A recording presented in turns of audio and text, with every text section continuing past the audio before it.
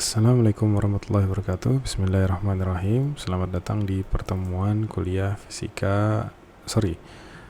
Selamat datang di pertemuan metode geofisika, metode elektromagnetik. Jadi di pertemuan sebelum UTS kalian sudah kuliah bersama Pak Bisri. Di sana kalian belajar mengenai metode geolistrik, dan di pertemuan kali ini kita akan membahas sedikit mengenai metode elektromagnetik. Jadi di metode elektromagnetik tidak jauh berbeda dengan metode geolistrik, di mana kita umumnya mencari sifat kelistrikan. Dalam hal ini bisa kita mencari sifat resistivitas dari batuan atau layering batuan yang di bawah permukaan. Nah, metode elektromagnetik ini sedikit berbeda karena kita memanfaatkan gelombang elektromagnetik. Nah, seperti yang kalian sudah pernah ikuti juga waktu di kuliah fisika dasar ataupun di SMA dahulu, di mana elektromagnetik itu didasari dari hukum Maxwell, dan terdapat 4 persamaan umum, dan salah satu persamaannya adalah persamaan Faraday, di mana induksi perubahan arus atau perubahan kuat arus dapat menginduksi suatu kumparan sehingga dapat menghasilkan medan magnet sekunder dan menghasilkan arus sekunder, ataupun sebaliknya perubahan flux magnetik dapat menghasilkan arus sekunder yang juga menghasilkan medan magnet sekunder. Nah, intinya sama nanti ketika kita akan melakukan survei geofisika menggunakan metode elektromagnetik, kita melakukan induksi elektromagnetik sehingga medium yang terdapat di bawah permukaan akan menghasilkan arus atau medan magnet dan medan magnet sekunder yang nantinya akan kita rekam. Nah, dengan rekaman nilai medan magnet dan kuat arus sekunder tersebut kita gunakan sebagai representasi kita terhadap layering material yang terdapat di bawah permukaan. Oke, kita coba lanjut sedikit. Jadi elektromagnetik itu biasanya direferensikan menjadi metode yang menggunakan variasi frekuensi ataupun variasi waktu. Jadi frekuensi variation atau time variation magnetic field. Nah, jadi intinya kita akan mentransmisikan gelombang elektromagnetik. Di sini ada perubahan arus dan perubahan medan magnet yang nantinya akan menginduksi medium konduktor yang terdapat di bawah permukaan sehingga timbullah arus eddy yang merupakan arus sekunder tadi. Nah, arus eddy ini akan tertangkap oleh receiver. Dia akan membaca perbedaan arus yang dihasilkan oleh medium yang terdapat di bawah permukaan. Begitu juga medan magnet yang ditimbulkan dari munculnya arus eddy tersebut. Nah, metode ini digunakan untuk mencari nilai resistivitas medium yang terdapat di bawah permukaan. Jadi metode elektromagnetik ini sebenarnya sudah memiliki peranan penting di exploration dan engineering untuk keperluan mineral exploration dan keperluan engineering sejak tahun 1960. Nah, properti fisik yang menarik atau yang menjadi target dalam metode elektromagnetik ini adalah sifat permeabilitas magnetik dari medium terdapat di bawah permukaan, permitivitas listriknya, dan juga nilai konduktivitasnya. Datanya bisa data berupa medan listrik ataupun medan magnet. Data yang kita ambil dari lapangan itu bisa medan listrik ataupun medan magnet ataupun dua-duanya. Akan kita bahas di pertemuan berikutnya mungkin mengenai alat dari metode elektromagnetik ini. Nah, jadi dari range gelombang elektromagnetik ini Seperti yang kita ketahui dari 10 pangkat minus 5 sampai 10 pangkat 4 ini faktor-faktor nilai konduktivitas medium-medium batuan umum yang kita gunakan untuk referensi layering batuan di bawah permukaan. Jadi ada igneous rock atau batuan beku yang memiliki nilai konduktivitas antara 10 minus 6 sampai 10 minus 3. Begitu juga dengan nilai sedimentary rock, fresh water, ore mineral, seawater, dan graphite. Nah, dari informasi ini sebenarnya jika nilai konduktivitasnya itu nanti berada di antara 10 pangkat minus 4 dan 10 pangkat minus 3, itu akan menjadi nilai ambiguitas kita, apakah ini sebagai sedimentary rocks ataupun igneous rock ataupun limestone. Nah, itu salah satu nilai ambiguitas yang dihasilkan dari metode elektromagnetik. Oke, kita lanjut. Nah, sifat magnetic atau magnetic permeability itu merupakan sifat atau property diagnostic physical property, di mana hanya bisa didapatkan ketika kita melakukan proses diagnosa. Nah, properti ini umumnya nanti bisa kita gunakan dalam metode geofisika FDM atau frekuensi domain elektromagnetik, dan juga TDM, time domain elektromagnetik.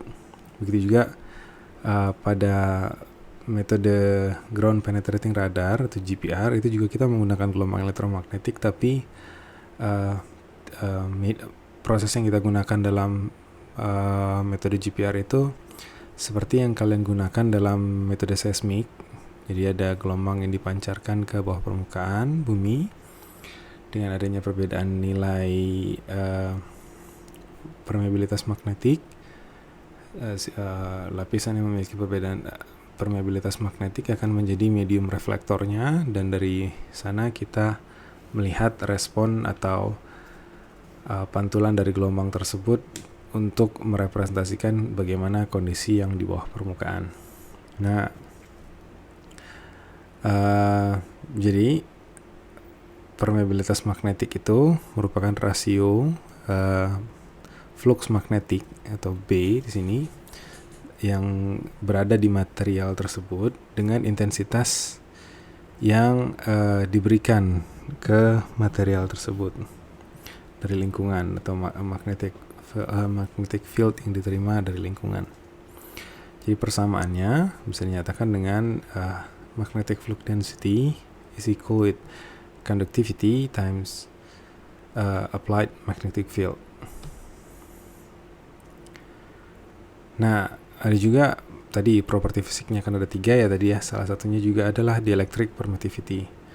Dielectric permittivity ini juga merupakan diagnostic physical property yang merupakan bisa dikatakan karakter degree dari electrical polarization dari suatu material itu jika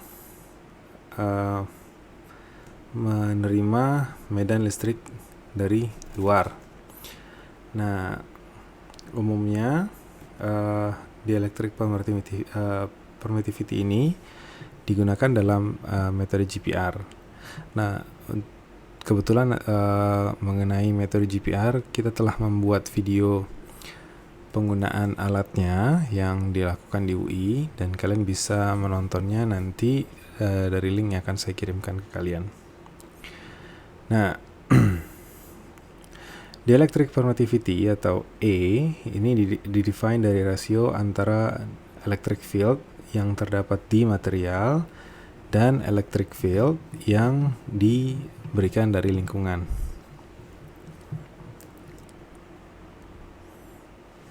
Nah, tadi yang saya sebutkan ya, metode elektromagnetik ini adalah metode yang berdasarkan hukum Faraday, tepatnya pada persamaan Maxwell yang ketiga, di mana nanti perubahan medan listrik dapat menghasilkan medan magnet, ataupun kebalikannya, perubahan medan magnet akan menghasilkan medan listrik. Nah, di sini ada sedikit video yang mengingatkan kita kembali mengenai induksi elektromagnetik itu. Di sini kondisi videonya adalah ketika batang magnet yang memiliki garis-garis medan magnet dilewatkan pada pada kumparan, ya. Kalau kita lihat,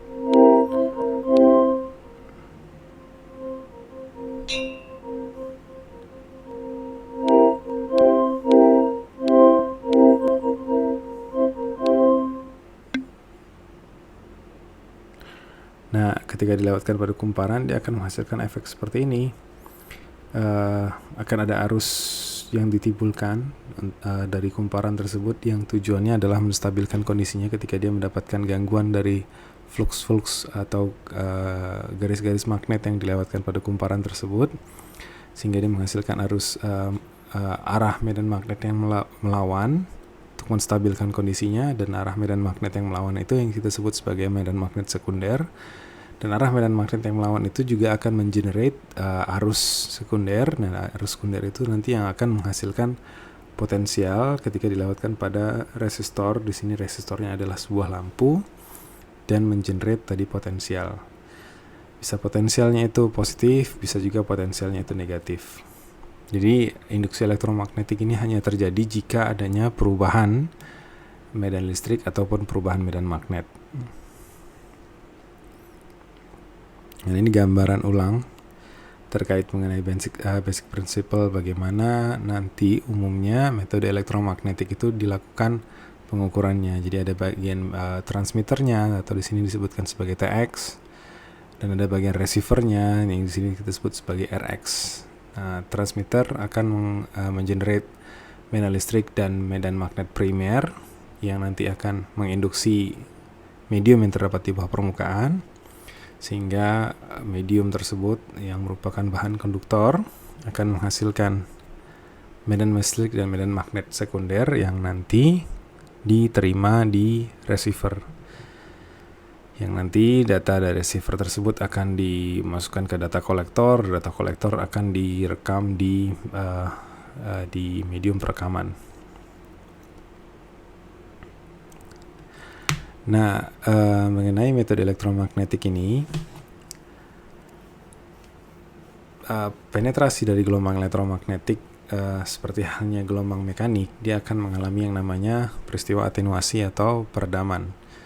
Nah, peredaman dari gelombang elektromagnetik ini akan mengakibatkan perubahan nilai amplitude atau simpangan gelombang tersebut seiring dengan kedalaman. Dituliskan dengan persamaan kalau amplitude, di sini AD saya tuliskan ya, amplitude pada kedalaman tertentu itu sama dengan amplitude pada kondisi awal dikalikan dengan eksponensial pangkat minus 1. Jadi kita bisa katakan kalau amplitude gelombang elektromagnetik itu akan teratenuasi atau akan teredamkan secara eksponensial dari kondisi awalnya terhadap kedalaman. Nah, berarti kita bisa dapatkan informasi bahwa nanti kedalaman penetrasi atau kedalaman pengukuran dari gelombang elektromagnetik itu akan dipengaruhi oleh dua faktor.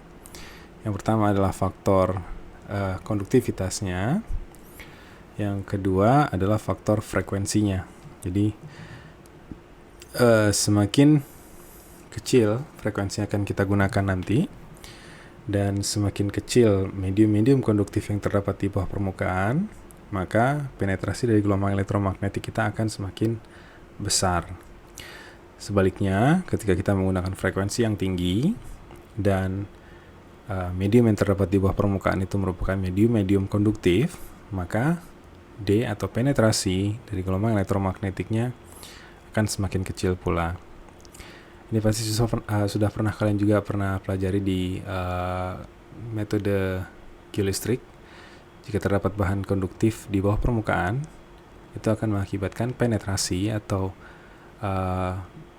tembusan dari gelombang itu akan terbatasi, kedalamannya akan semakin berkurang, kemampuan dia membaca secara vertikal. Nah, secara matematis, kaitan antara kedalaman penetrasi dari gelombang elektromagnetik untuk metode elektromagnetik terhadap konduktivitas dan frekuensi adalah seperti ini. Oke, sekian dulu untuk pembahasan di pertemuan pertama kali ini. Terima kasih atas perhatiannya. Assalamualaikum warahmatullahi wabarakatuh.